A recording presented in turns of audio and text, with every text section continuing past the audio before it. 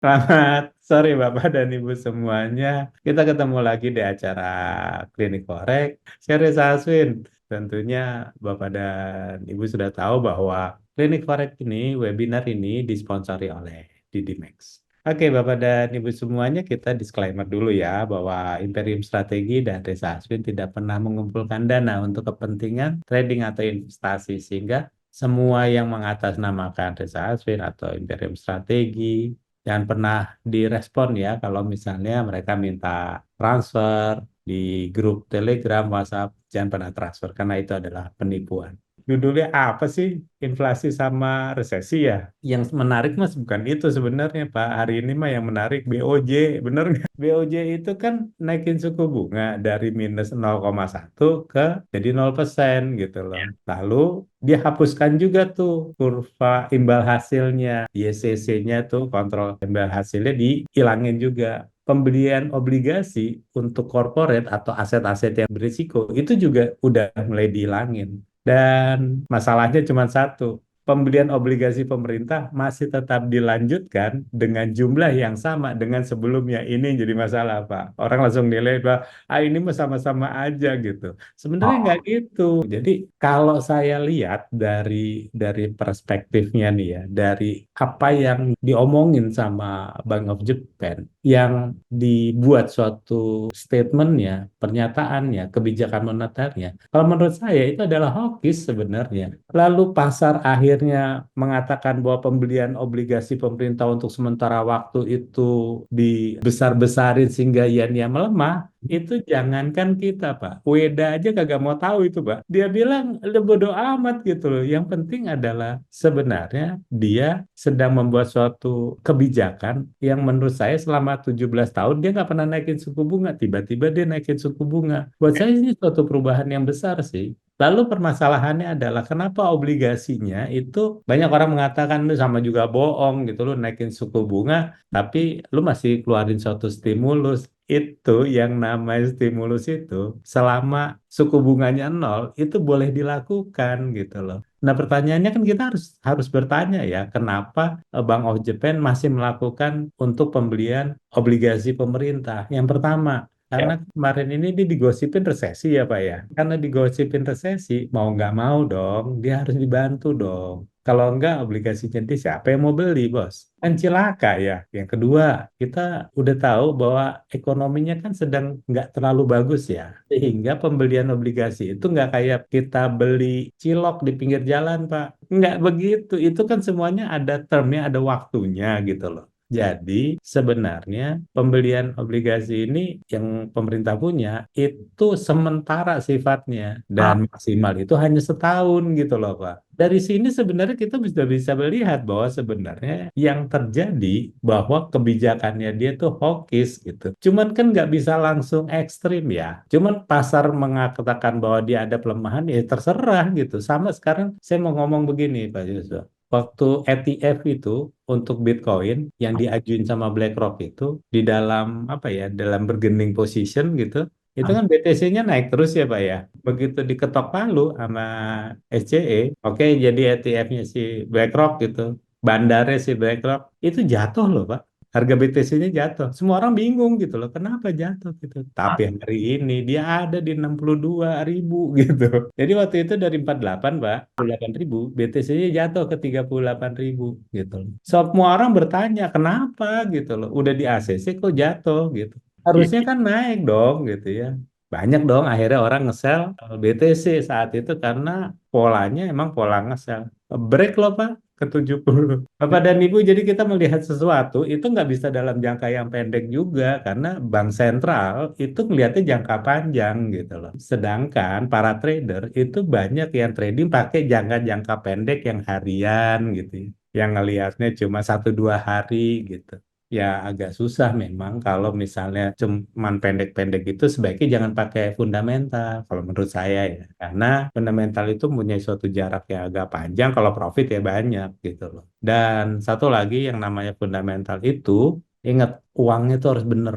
Maksudnya bener tuh jangan bukan uang palsu. Money managementnya ngitungnya harus bener gitu. Nah biasanya kalau kita ngitung bener gitu ya, kalau kita lakukannya sendiri gitu ya, itu kita kan punya hitungan ya Pak. Nah Ya. hitungan itu kita lakukan sendiri gitu. Jadi biasanya pada saat orang lain yang melakukan itu biasanya perhitungannya agak berbeda Pak dengan kemampuan kita. Jadi maksudnya begini, Bapak dan Ibu pada saat kita menggunakan fundamental dan menggunakan money management yang benar, itu percaya deh, nggak ada cerita tuh yang namanya di ujung akhirnya trading itu babak belur, nggak ada gitu. Kenapa? Karena sudah dihitung keuangannya, dilihat arahnya, udah ditinggalkan gitu. Nah sebenarnya yang sering dilihatin itulah yang bikin stres sebenarnya. Jadi dulu ada cerita ya, Pak Antonius ya, Pak Joshua ya. Antonius itu kan waktu dulu lupa saya mata uangnya apa, terus nyangkut, habis itu karena dia hitung MM-nya sudah benar, money managementnya sudah benar, terus beliau sakit gitu loh. Dan saya juga nggak tahu beliau sakitnya sepanjang itu, 6 bulan sakit, beliau sakit gitu, sampai di rumah sakit dan segala macam, sehingga beliau nggak pernah ngeliat tradingannya. 7 bulan kemudian, itu udah profit semua gitu. Terus saya pernah nanya sama beliau, Pak Anton, kalau kira-kira Pak Anton nggak sakit, maaf nih ya, maaf banget gitu. Pak Anton ini ya, pasti akan di close. Iya, biasanya saya gatel katanya. Jadi kuncinya adalah sebenarnya kalau fundamentalnya udah lurus gitu, MM-nya udah benar, udah tinggalin aja. Dan kalau menurut saya, namanya Bank of Japan, itu kebijakannya adalah hawkish gitu. Banyak orang mengatakan, ini mah dovish, ya terserah dia gitu. Kalau menurut saya sih hawkish ya.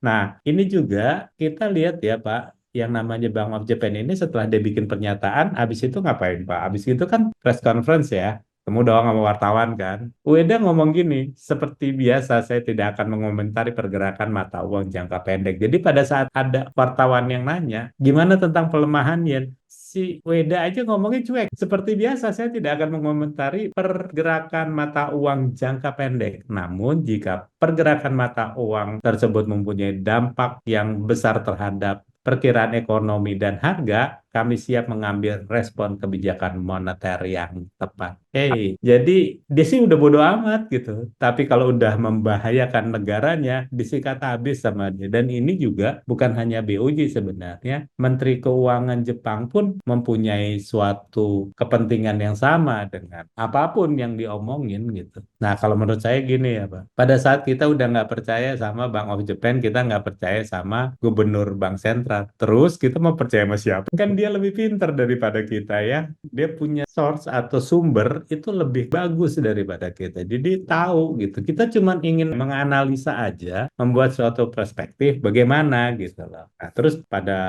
saat perspektif itu terjadi, lalu misalnya kita kepin nge-sell gitu ya Pak ya, terus tiba-tiba harganya naik. Bu, kalau menurut saya mah itu kebenaran ya. Sell lagi gitu kan. Iya dong, itu kan suatu peluang ya. Jadi kalau kita nge-sell harganya turun, ya memang udah cocok, udah pinter gitu ya. Begitu sell harganya naik, tandanya kan kita mempunyai harga yang lebih bagus ya Pak ya. Nggak takut gitu loh. Teorinya kan begitu Pak. Lalu permasalahan upah sama inflasi. Kita coba lihat ya, dari tahun 2019, masalah inflasi Pak. Inflasinya dia tuh selalu di bawah 2 loh Pak. Baru tahun 2022 dia naik. Bisa kebayang nggak? Selama ini itu inflasi nggak pernah naik di Jepang. 2022 baru naik. Itu juga gara-gara recovery masalah COVID itu sebenarnya. Rantai pasokan keganggu, Pak. Akhirnya inflasinya naik. Tapi Bapak pernah lihat nggak upahnya orang Jepang? Nggak pernah naik, Pak. Gimana cerita inflasi bisa naik, Pak, kalau upahnya nggak naik gitu?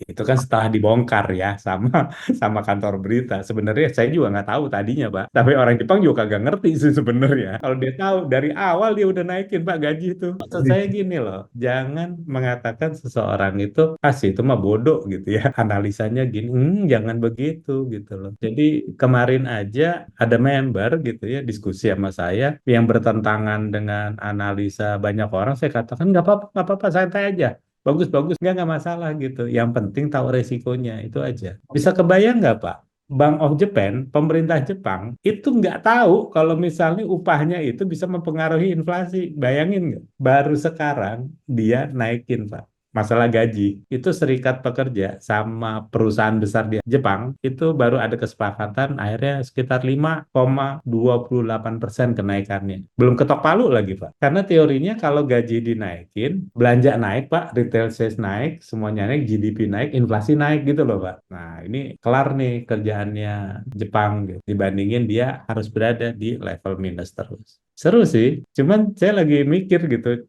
jauh-jauh hari gitu ya. Kita kan trading dari tahun 2005 ya Pak Joshua ya. Pak Joshua kan tahun 2000 ya. Katanya Ya. dia deflasi terus ya Pak ya. Apa tuh bocah kagak mikir ya dia nggak naikin gaji ya Pak ya. Sehingga inflasinya nggak naik. Baru kepikir sekarang ya. Ngerti nggak Bapak dan Ibu semuanya? Maksud saya jangan pernah ngejudgment seseorang gitu ya. Pada saat dia membuat sesuatu yang berbeda dengan kita. Nggak apa-apa, santai aja gitu. Oke, dah ke The Fed aja Pak. Nih The Fed lucu nih Pak. Jadi udah beres tuh ya BOJ ya, nggak usah dibahas lagi. Jadi kalau ditanya, Riz, BOJ gimana? Halah buat saya. Ke depannya udah pasti menguat gitu. Kapan? Ya udah sabar aja. Kenapa? Karena gini loh Pak. Gimana kita mau ngomongin suatu negara yang namanya Jepang itu kan negaranya kecil ya Pak ya. Kok bisa bandingan nggak dia sama Amerika? Gedean siapa? Gedean Amerika lah. Amerika nomor satu, Jepang nomor empat kan. Kemarin kan nomor tiga, disalip sama Jerman ya kan. Akhirnya dia jadi nomor empat. Lawannya adalah Amerika. Terus kita tradingnya UJ. Ya repot ya Pak ya. Jadi yang harus dilihat sebenarnya itulah, sebenarnya yang dilihat adalah Amerika Serikat. Nah, Federal Reserve System ini adalah Bank Sentral Amerika Serikat yang di dalam pertemuannya gitu ya. Terakhir dia mengatakan bahwa siklus kenaikan suku bunga udah mencapai puncaknya gitu loh. Kayaknya udah kelar gitu. Terus dengan melihat yang data-data yang ada dan keadaan ekonomi global dan segala macamnya, mereka mengatakan bahwa dia akan menahan suku bunga lebih lama. Itu aja sih sebenarnya info yang kita dapat gitu loh. Dari info itu sebenarnya kita akan lihat data baru kita cerna. Nah, kalau tadi kan Weda ya. Kalau ini namanya Jeremy Powell, bener ya Pak ya? Salah Pak, namanya Jeremy H. Powell. Hanya itu adalah Hayden, namanya Jeremy Hayden Powell. Kenapa dia sering dipanggil si J gitu ya waktu zamannya Donald Trump itu karena haknya itu adalah Hayden. Powell ngomong nih waktu dia kemarin ketemu sama atau dengar pendapat dengan parlemen di Capitol Hill. Oke, dia ngomong gini, ketika kita mencapai keyakinan tersebut dan harapannya akan tahun ini, maka kami akan menarik kembali pembatasan kebijakan kami. Ini artinya gini nih, pokoknya kalau gue udah yakin nih bahwa inflasi itu sudah mendekati target atau mencapai target di tahun ini dan harapannya di tahun ini, gue bakal turunin suku bunga gitu, Pak. Cuman kan kalau kita baca dari kantor berita kan gitu ya, kayak di kitab-kitab suci gitu, Pak. Powell bersabda, ya kan? Dan yang kedua, dia ngomong gini, kami menunggu untuk lebih yakin bahwa inflasi mereda berkelanjutan ke angka 2%. Ketika itu benar, maka kami tidak akan jauh lagi dari penurunan suku bunga. Jadi sebenarnya mereka udah sadar gitu loh, bahwa 2% itu udah tinggal dikit lagi, nggak jauh gitu loh. Ntar lagi gue bakal turunin suku bunga nih, sabar aja gitu. Nah maksud saya gini loh, Bapak dan Ibu semuanya, kalau bank sentral yang ngomong seperti ini dan memang dia butuh lebih banyak data untuk diyakinkan, yang kita lihat ya data akhir ya datanya bagaimana membaik atau memburuk. Kalau memburuk terus ya tandanya kan inflasinya turun terus Pak. Kalau dia turun terus kan nyampe dua ya dia potong suku bunga lah. Masa sih seorang Jeremy Powell yang gubernur bank sentral mempunyai akses data yang sangat terbatas? Enggak lah, dia punya suatu akses data yang tidak terbatas menurut saya. Dia bisa tahu gitu sampai dia mengatakan tahun ini gue mau potong suku bunga gitu ya. Lalu dia bilang kayaknya udah deket gitu. Itu kan karena bukannya asal ngomong. Jadi maksudnya gini, dia ngomong begitu di depan parlemen Amerika Serikat, itu pasti dibantai gitu loh. Dan sampai dia mengeluarkan kata-kata itu karena dia mempunyai data gitu. Nah menurut saya inilah yang harus kita ambil, kita buat analisa gitu. Jangan langsung mengambil daily signal orang lain terus gitu ya. Dipakai pas kena stop loss gitu ngomel-ngomel pas kena TP diem-diem aja gitu. Udah biasa ya. Nah, sekarang baru kita masuk ke rapat FOMC. Nanti malam kan ada rapat FOMC ya Pak ya. Ya. FOMC meeting gitu. Jadi FOMC meeting ini gabungan Pak, Dewan Gubernur The Fed itu dicampur sama presiden yang di distrik-distrik di negara bagian di Amerika Serikat. Nah, itu kumpul, itu jadi satu, lalu bikin suatu keputusan. 1 tahun itu 8 kali pertemuan, Pak. Nah, habis dia itu biasanya gini, kan itu nanti malam ya, Pak ya. Nanti malam jam 1 malam, Pak. Nonton bareng gitu ya, rame banget gitu. Buat saya sih, buat apa ya ditonton. Harganya gitu-gitu aja. Itu jam 1 malam, Pak. FFC meetingnya, lalu dia bikin kebijakan. Habis itu, Pak, 30 menit kemudian baru press conference. Nah, pertanyaannya gini, Pak. Jadi kapan kita mau ngambil open posisi? Kan gitu ya, Pak ya. Setelah ada kebijakan moneter atau pas press conference gitu. Bapak dan Ibu, saya cuma sarankan satu ya, bahwa yang namanya pergerakan market pada saat FOMC meeting itu adalah pergerakan permulaan gitu. Jebret naik gitu, ntar turun lagi. Udah gitu spreadnya lebar lagi ya. Udah nggak dapet apa-apa deh gitu. Mau ngapain juga sih kalau saya ya. Jadi biasanya itu adalah pergerakan permulaan, Pak.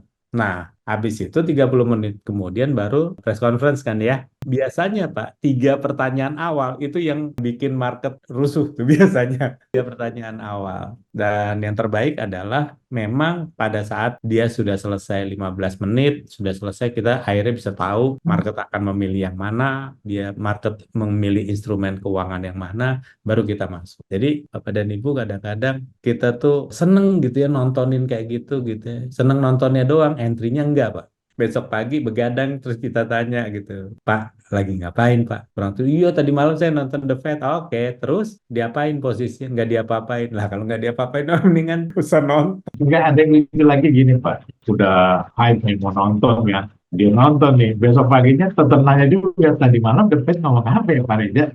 Karena yang ditonton grafiknya, bukan beritanya. Nggak apa-apa. Semangat aja, semangat. Kenapa? Karena saya udah bosen nonton kayak gitu.